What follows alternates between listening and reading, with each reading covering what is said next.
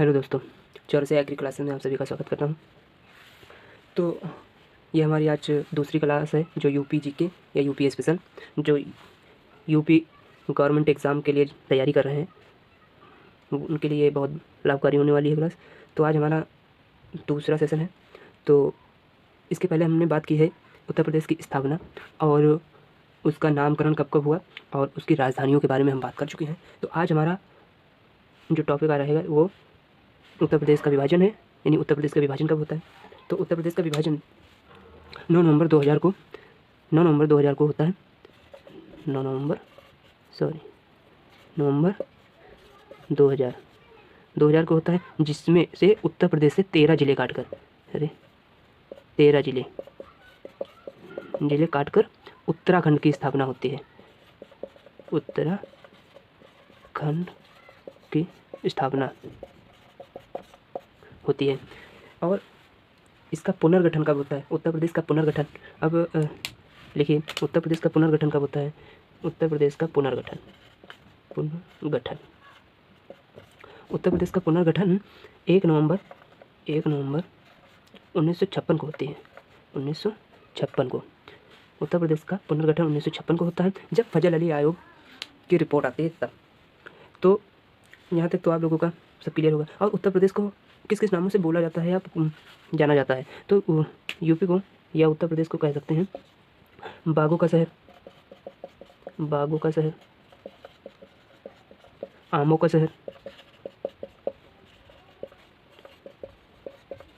का शहर, चिकनसारी का शहर और नवाबों का शहर कहा जाता है। नवाबों का शहर, इन नामों से इसे जाना जाता है। अब बात करते हैं उत्तर प्रदेश की भौगोलिक स्थिति क्या है। चलिए जानते हैं उत्तर प्रदेश की भौगोलिक स्थिति। तो ये हमने उत्तर प्रदेश का मैप तैयार किया है। अच्छा नहीं बना है, लेकिन फिर भी उत्तर प्रदेश का मैप ही समझिए।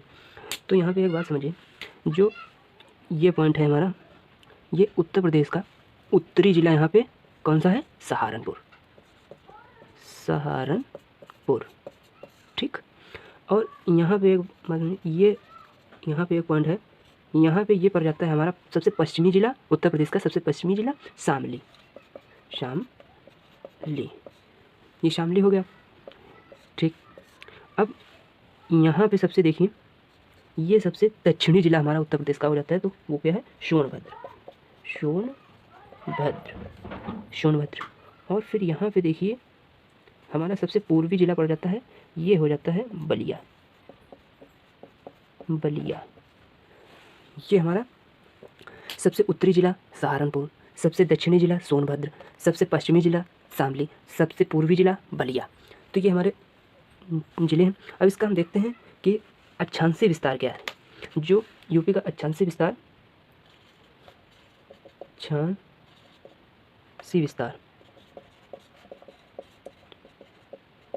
पहली बात, अक्षांशीय रेखाएं जो पूर्व से पश्चिम को जोड़ती हैं वो अक्षांशीय रेखाएं होती हैं। और इसके बाद आता है देशांतर रेखाएं वो होती हैं जो उत्तर से दक्षिण को जोड़ती हैं, वो देशांतर रेखाएं होती हैं। अक्षांश है उत्तरी अक्षांश, तो यहाँ पे हमारा 30 डिग्री और 24 मिनट उत्तरी अक्षांश है।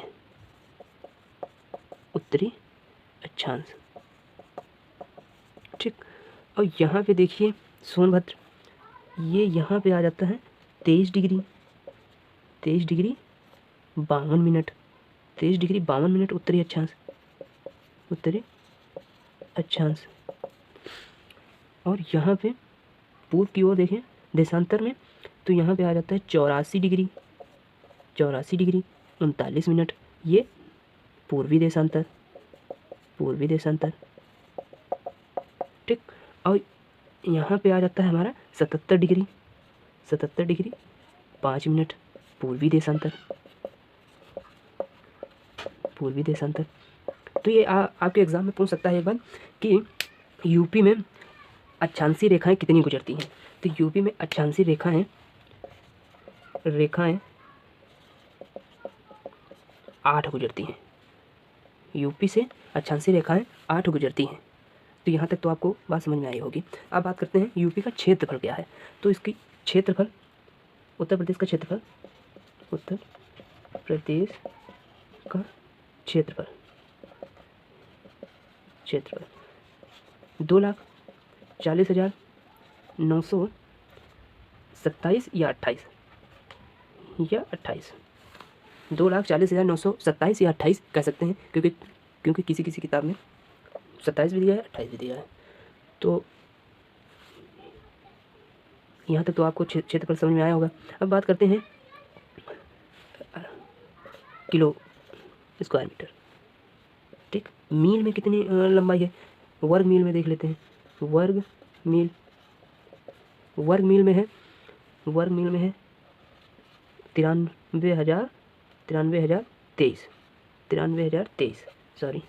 23 मील स्क्वायर।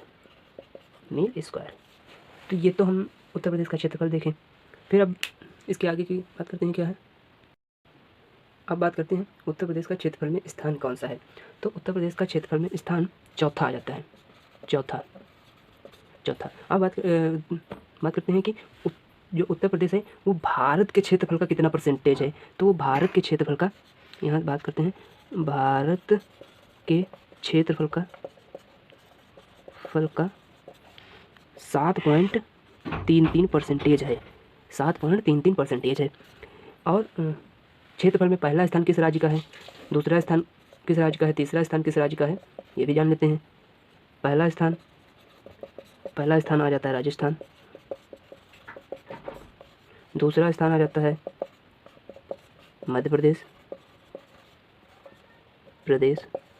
और तीसरा स्थान आ जाता है महाराष्ट्र का।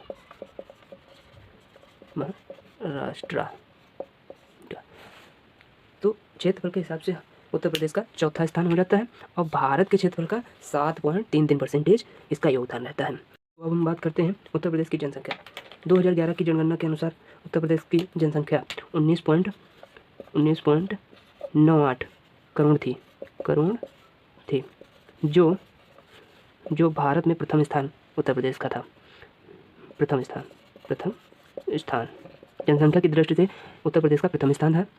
और अब बात करते हैं कि उत्तर प्रदेश के अंदर सर्वाधिक वर्षा वाला स्थान कौन है। उत्तर प्रदेश, यूपी में सर्वाधिक वर्षा गोरखपुर में होती है। गोरखपुर में 184.7 सेंटीमीटर होती है।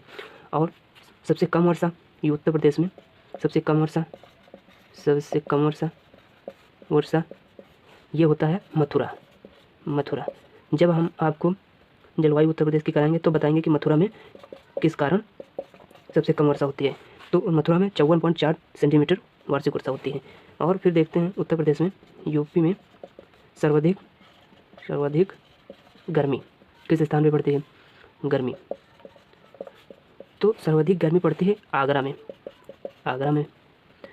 सर्वाधिक गर्मी आगरा में पड़ती है। और सबसे कम गर्मी उत्तर प्रदेश में सबसे कम गर्मी तो ये आपका रहता है भाई बरेली में सबसे कम गर्मी पड़ती है और सबसे सर्वाधिक गर्मी आगरा में पड़ती है। और सबसे कम वर्षा मथुरा में होती है, सर्वाधिक वर्षा गोरखपुर में होती है। तो यहाँ तक आप लोगों को समझ में आया होगा। तो आज के लिए बस इतना ही, मिलते हैं नेक्स्ट क्लास में।